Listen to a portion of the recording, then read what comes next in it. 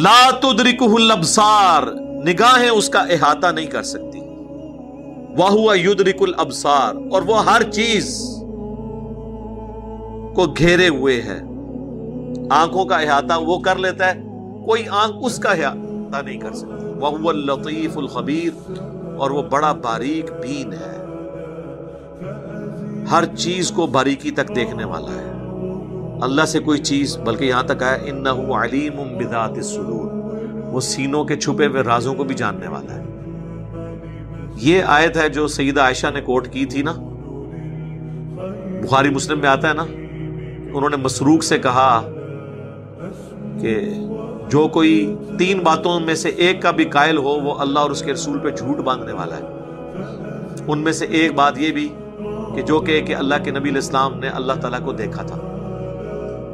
مسروق قرآن نہیں تو پڑھتا، اس میں تو یہ اللہ تعالیٰ نے یہ فرمایا ہے کیا؟ لا تدرکہ الابصار، نظریں اسے نہیں دیکھ سکتی، وہو یدرک الابصار، وہ نظروں کو گھیرے ہوئے ہیں، وہو اللطیف الخبیر۔ آخرت میں اللہ تعالیٰ انسان کی نگاہوں کو یہ طاقت دے گا کہ جیسا کہ اس کی شان کے لائق ہے اس طرح کا دیدار ہوگا۔ وہ بھی اگر آپ کہنا کہ گاڈ جو ہے اس کا احاطہ جنت میں بھی کوئی نہیں کر سکتا، کیونکہ انسان کی کمپیٹنسی نہیں ہے نا، یہ انسان کے لیے محال ہے کہ وہ اللہ کا احاطہ کر لے۔ اس کی وجہ یہ ہے ہم لمیٹڈ ہیں، لمیٹڈ چیز ان لمیٹڈ چیز کا احاطہ نہیں کر سکتے۔ اگر آپ کہیں گے اللہ چاہے بھی تو ہم کہیں گے یہ سوال ہی محال ہے، اللہ یہ چاہے گا نہیں، اور دوسرا یہ ڈیفینیشن میں نہیں آئے گا۔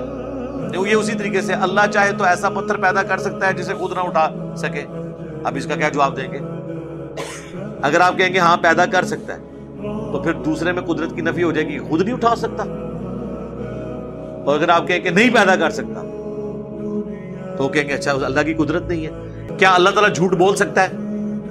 اگر آپ کہیں گے جی بول سکتا ہے، استغفر اللہ، ایک غلط چیز کو آپ نے گاڈ کی طرف منسوب کیا۔ اسی بھی تو اعلیٰ حضرت نے رشی امان گنگوئی کے اوپر کفر کا فتویٰ لگایا ہوا ہے اسام الارمین کے اوپر۔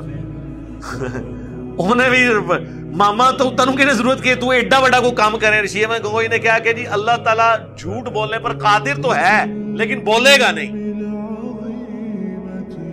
پھر اعلیٰ حضرت نے ادھر اتنے ٹوٹے کیتے کہ حالے تک وہ قیمہ انہیں کو سنبھالیا نہیں جا رہا۔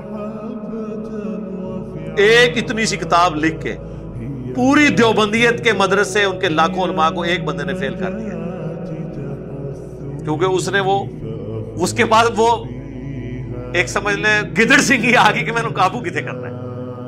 اس کا جواب یہ تھا کہ جھوٹ بولنا ایک نٹوریس چیز ہے، اللہ پاک ہے، کوئی بھی گندی چیز اس کی قدرت میں داخل نہیں ہے، اس میں اس کی قدرت کا نقص نہیں ہے بلکہ اس چیز کا نقص ہے کہ وہ قدرت میں داخل نہیں ہے۔ سمجھ آئی؟ جو جھوٹ بولتا ہے وہ خدا نہیں ہو سکتا، اور جو خدا ہے وہ جھوٹ نہیں بول سکتا۔ اس کے لیے پھر فقہاء نے ایک ٹرم ڈیوائز کی تھی محال، اور اس کے اگینسٹ ایک اور ٹرم ہے مقدور۔ مقدور کا مطلب یہ ہے کہ وہ چیزیں جو اللہ کی قدرت میں داخل ہیں اگرچہ اس نے نہ کی ہو۔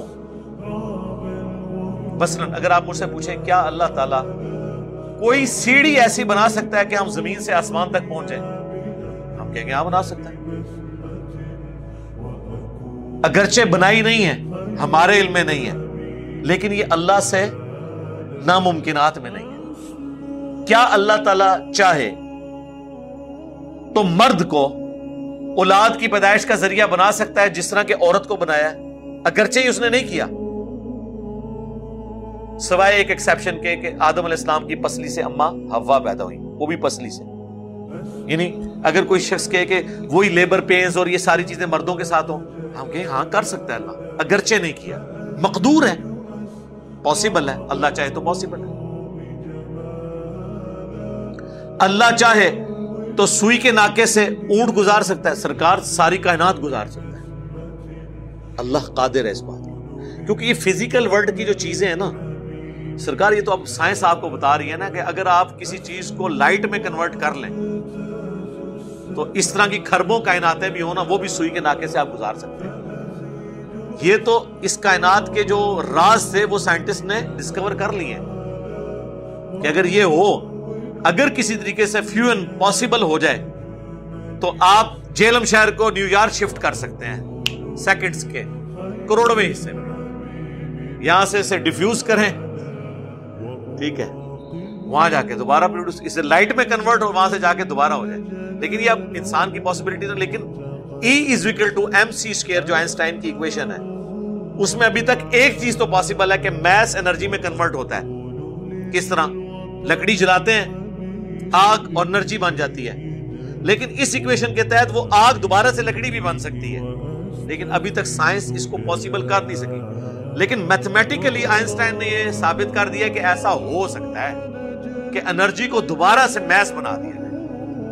لیکن کون بنائے؟ سرکار, یہ تو اس کائنات کی سب سے بڑی اچیومنٹ ہوگی اگر انسان یہ کرنے میں کامیاب ہو جائے. پاسبلٹی ہے, لیکن اللہ کے لیے تو کوئی مشکل نہیں ہے. اللہ تعالیٰ چاہے تو انرجی کو دوبارہ میس بنا دے, جس طرح میس انرجی میں کنورٹ ہوتی ہے. تو یہ ساری چیزیں ہیں مقدور, یعنی اللہ کی قدرت میں داخل, اگرچہ اس نے نہیں کی ہوئی یا کی تو ہیں ہمارے علم میں نہیں. خیر ممکن ہے کچھ چیزیں کی ہوئی ہوں. یعنی بلیک ہولز جب تک ہم نہیں تھے ہمیں نہیں پتا تھا, ہمیں تو نہیں یہ پتا تھا. یہ تو وہ کس رحمت اللہ علیہ نے یہ بلیک ہول دریافت کیا تھا, نام اتر گیا میرے ذہن سے. ان کا مزار کدھر ہے؟ نہیں سرکار, مزار کدھر ہے ان کا؟ اللہ دے بندے ہو. پہلی دفعہ تو آئنسٹائن نے بات کی تھی نا کہ ایسے راستے موجود ہیں کہ پوری گلیکسیز وہاں جا کے غائب ہو جاتی ہیں, اور وہ ٹائم بھی رکا رہے گا, اور آپ کہاں سے کہاں بھی پہنچ جائیں گے, سفر بھی طے کر لیں گے. سرکار یہ پہلے تو نہیں تھا لوگوں کو پتا. اب آئنسٹائن اگر زندہ ہوتا تو میں اسے حافظہ اللہ کہہ دیتا, ٹھیک ہے. باقی گاڈ کا تو ماننے والا تھا, باقی اللہ اور اس کا معاملہ ہے. تو آپ دیکھیں کہ سائنس نے ہمیں آج کس جگہ پہنچا دیا کہ ہم کئی چیزیں جو پہلے ہم سمجھتے تھے محال ہیں اس فزیکل ورلڈ میں, لیکن وہ اللہ نے مقدور کی ہوئی ہیں. لیکن کچھ چیزیں ایسی ہیں جو بائی ڈیفینیشن محال ہیں, ان کو کوئی مقدور نہیں کر سکتا, کیونکہ وہ پھر بائی ڈیفینیشن غلط ہو جائے گی. اس میں یہ ساری چیزیں ہیں جو اللہ تبارک و تعالیٰ کی ذات اور صفات کے ساتھ ریلیٹڈ ہے. کیا اللہ تعالیٰ اپنے آپ کو موت دے سکتا ہے؟ لو سوال کا جواب دیں. اگر آپ کہیں کہ دے سکتا ہے تو جسے موت آئی تو وہ خدا کیا ہوا؟ اور اگر آپ کہیں نہیں دے سکتا تو کوئی پوچھے گا اچھا پھر یہ تو بات اس کی قدرت میں داخل نہ ہوئی. تو ہم کیا کہیں گے؟ بائی ڈیفینیشن یہ غلط ہے, یہ محال ہے. خدا کی ڈیفینیشن یہ ہے جسے موت نہ آئے. موت آنا ایک نقص ہے. یہ نقص ہونے کی وجہ سے اللہ کی قدرت میں داخل نہیں ہے. اس وجہ سے نہیں کہ اللہ کی قدرت کی کمزوری ہے, بلکہ اس نقص کی کمزوری ہے کہ یہ قدرت میں داخل ہے. سمجھ آئی آپ کو؟ یہ ہے محال اور مقدور. جاؤ اپنے مولویوں پہ جاؤ جا کے, ہاں انہوں کے سوال رکھو اور انہوں نے پھر سارا کچھ پھر تماشا ویکھو, پھر انہوں نے محال اور مقدور سمجھاؤ تو پھر دسو کہ جی اے سانو انجینئر صاحب نے دسی ہے. یہ وہ ساری بحثیں ہیں. یہ 3 صدی ہجری کے اندر جب معتزلہ کے دور میں, سلطنت عباسیہ کے دور میں فلسفے کی کتابیں عربی میں ٹرانسلیٹ ہوئیں تو یہ ساری علم الکلام کی بحثیں نکلیں. اس وقت فقہاء نے پھر ان چیزوں کو ڈیفائن کیا. یہ وہ بحثیں ہیں جو صحابہ کرام کے زمانے میں نہیں تھی. یعنی یہ وہ سوالات ہیں جو صحابہ کرام کے زمانے میں ڈسکس ہی نہیں ہوئے, کیونکہ اس وقت تو یہ چیزیں ابھی سامنے نہیں تھی آئی نا, اللہ کی صفات کے معاملات. اسی لیے اس کے اوپر پھر علم الکلام ایک پورا ڈیوائز کیا گیا, اسے علم الکلام کہا جاتا ہے.